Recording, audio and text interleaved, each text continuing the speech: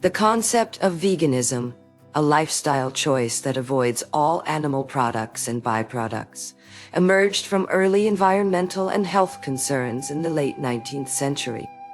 The first documented vegan community was established in Britain in the 1840s, primarily driven by medical professionals concerned about animal exploitation and associated diseases.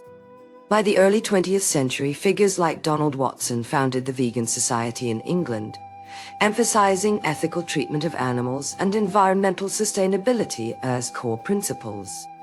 Throughout the mid to late 20th century, veganism gained visibility among health advocates who promoted its benefits for human health. Key advancements include the publication of books like The Complete Illustrated Guide to a Pure Life by Paul Clayton in 1974, which highlighted nutritional aspects of a plant-based diet. In terms of measurable impacts, global vegan populations have grown from less than 1 million in 2000 to approximately 6 million today. Veganism has been linked with reduced risk of heart disease and certain types of cancer, as well as lower greenhouse gas emissions due to lower food production impacts. Economic studies suggest that the market for vegan products is projected to grow by nearly 10% annually.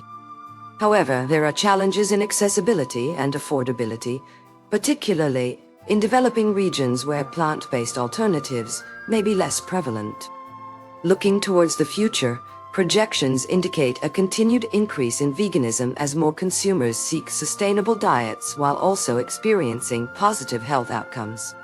By 2050, it is estimated that over 15% of global dietary choices will be vegan or vegetarian, driven by growing awareness and technological advancements in plant-based food production.